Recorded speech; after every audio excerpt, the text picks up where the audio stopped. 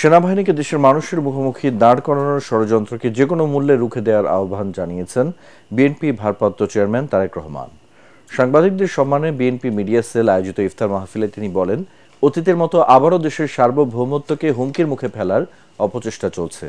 যে প্রত্যাশা নিয়ে ১৯৭১ সালের মুক্তিযুদ্ধ হয়েছে এবং ২৪-এর গণ অভ্যুত্থানে মানুষ জীবন দিয়েছে, সবাই ঐক্যবদ্ধ থেকে সেই প্রত্যাশা পূরণ করার তাগিদ দেন তারেক। বিএনপির বিরুদ্ধে মিথ্যা প্রচারণা চালানো হচ্ছে উল্লেখ করে এ বিষয়ে সাংবাদিকদের দায়িত্বশীল ভূমিকা রাখার আহ্বান জানান তিনি। অনুষ্ঠানে বিএনপি মহাসচিব মির্জা ফখরুল ইসলাম আলমগীর বলেন, বাংলাদেশের স্বাধীনতা সার্বভৌমত্বকে বিনষ্ট করতে সেনাবাহিনীকে বিতর্কিত করার হীন চেষ্টা চলছে। দেশকে অস্থিতিশীল করার ষড়যন্ত্রের বিরুদ্ধে রুখে দাঁড়ানোর আহ্বান জানান তিনি।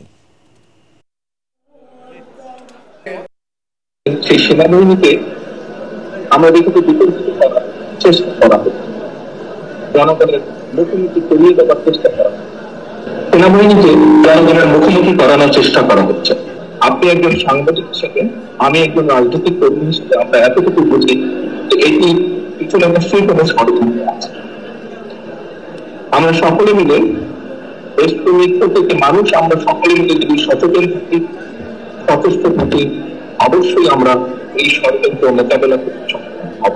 অতীতে ফ্যাসিস্ট সরকার আমলে যেভাবে বাংলাদেশের স্বাধীন সার্বভৌমত্ব বিপন্ন করা হয়েছে, আজকে আবার বাংলাদেশের স্বাধীন সার্বভৌমত্ব যেন বিপন্ন হয়, আমরা যেন আবার অরক্ষিত হয়ে পড়ি। আমাদের সেই দেশপ্রেমিক সেনাবাহিনী যারা দেশের প্রতিটি গুরুত্বপূর্ণ মুহূর্তে জাতির পাশে এসে দাঁড়িয়েছে, তাদেরকে আজকে আবার বিতর্কিত করার একটা হীন প্রচেষ্টা শুরু হয়েছে।